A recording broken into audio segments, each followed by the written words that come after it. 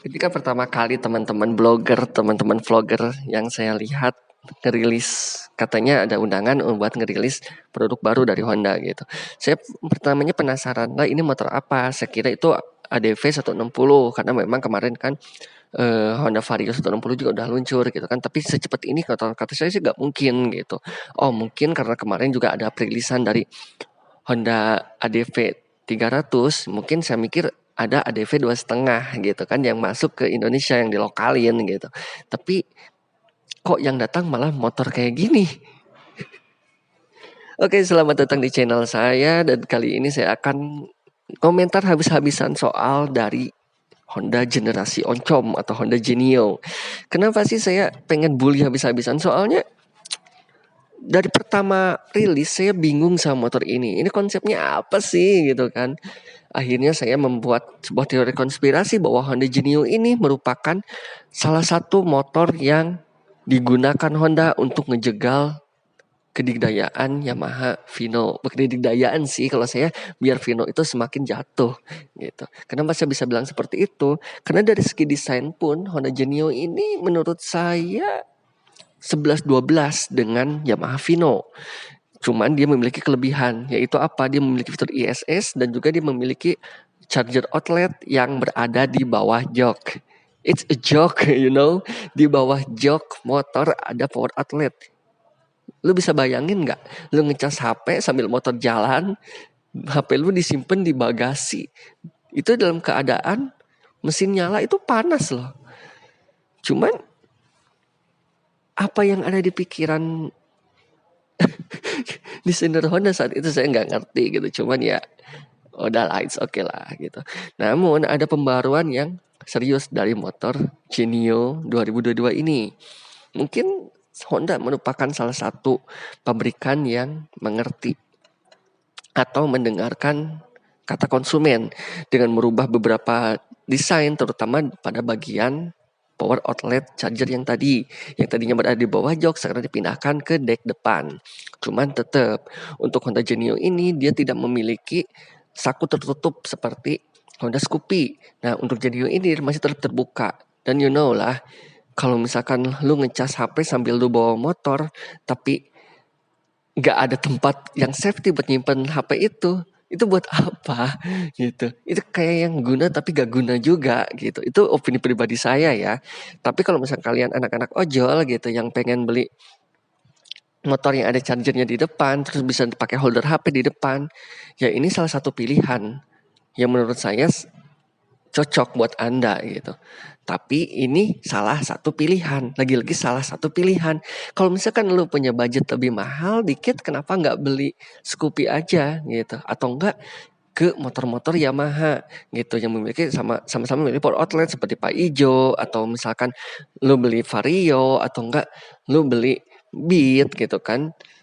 Jadi sebenarnya worth it gak sih kita ada power outlet di depan? Kalau kata saya sih worth it juga kalau misalkan lu mikir ke perbaikan dari Honda Genio yang sebelumnya, bukan dibandingkan dengan motor yang lain gitu. Cuman ya lagi-lagi kita kembali ke kenyataan yang ada gitu. Honda ngasih power outlet di depan tapi gak ngasih saku yang layak gitu. Mungkin ya memang ini buat Anda yang memang pemikirannya nggak ribet seperti saya gitu. Cuman kalau saya pribadi sih kok gini gitu ya. Cuman ya udahlah, it's okay lah. Ada juga perubahan yang minor dari area depan motor terutama di bawah lampu utama dan lampu sense ya. Jadi di sana ada lekukan dikit dari bodi motor yang sedikit menonjol atau mungkin sedikit cekung ke dalam ya gitu. Cuman kalau saya pribadi sih ngelihat ini perubahan minor banget gitu kan. Gak ada perubahan lain selain itu. Dan juga ada perubahan yang terbilang signifikan itu dari daerah pelek. Meskipun ini velg bekas dari Honda Scoopy. Cuman velg ini menurut saya cocok banget untuk Honda Genio. Karena memang di daerah saya itu ada beberapa motor Genio jadul ya gitu yang mengganti peleknya menggunakan pelek Scoopy.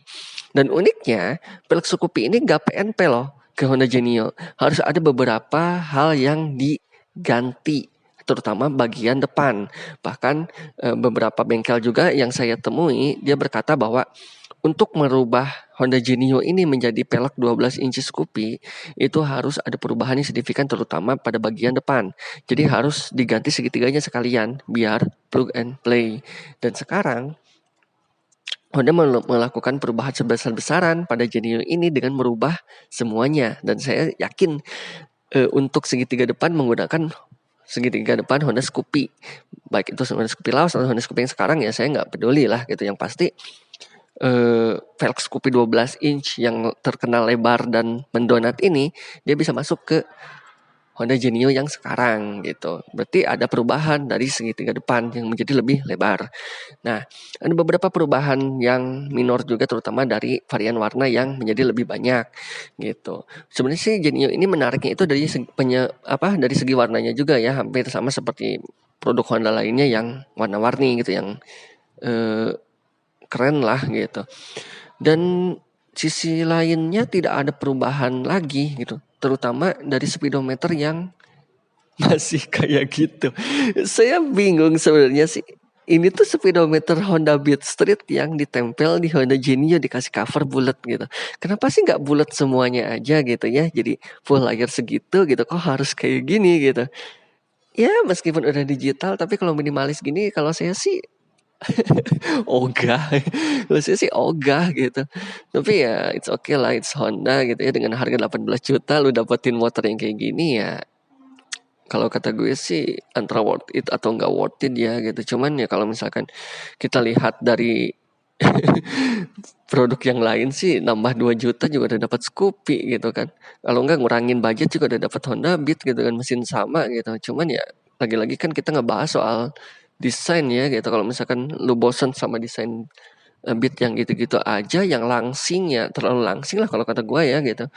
Genio ya salah satu pilihan yang low budget tapi pengen ala-ala Scoopy. Mungkin gitu ya gitu kalau kata gue kayak gitu.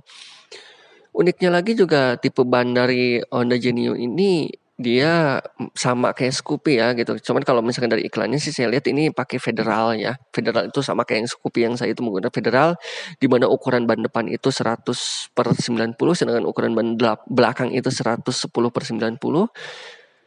Dan juga ada perubahan minor dari spakbor depan yang terlihat lebih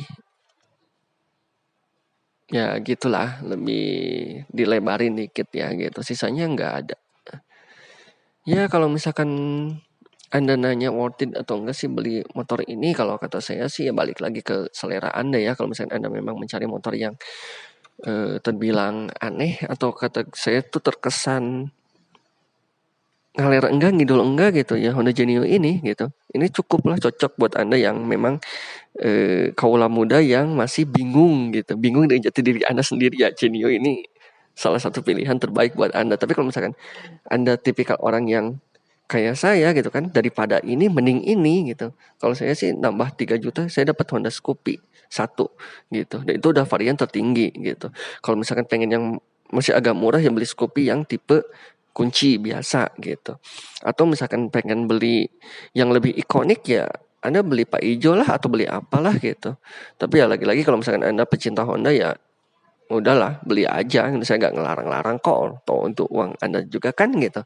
Nah, oke, terakhir dari saya mungkin saya ngasih sedikit kritik ya kepada Honda untuk motor ini.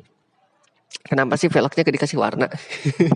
Kalau saya sih itu gitu ya. Kenapa motornya dikasih warna gitu? Mungkin karena memang untuk meminimalisir biaya ya, cost production gitu. Soalnya jujur saya nggak suka dari velg Honda yang warna hitam, terutama dari generasi Scoopy yang sekarang ya, dan Scoopy generasi lama, dan juga velg Genio yang lama itu mudah budug atau mudah bulukan ya, terutama bagi Anda yang jorok buat mencuci, itu mudah berjamur banget gitu. Makanya kalau saya ngerekomendasiin sih kalau misalkan Anda beli Honda Genio ini, velgnya langsung diwarnain aja gitu. Langsung dihamplas, langsung diganti warna aja, pakai warna emas kayak pakai warna silver atau warna apapun yang kalian suka. Soalnya kalau misalkan bawaannya itu kurang bagus kalau menurut saya. Ya mungkin ya sekian video dari saya. Untuk misalkan Anda pengen tahu beberapa harga dari motor ini, saya sertakan juga ada di video ini. Saya pamit. Terima kasih sudah mendengarkan. Wassalam.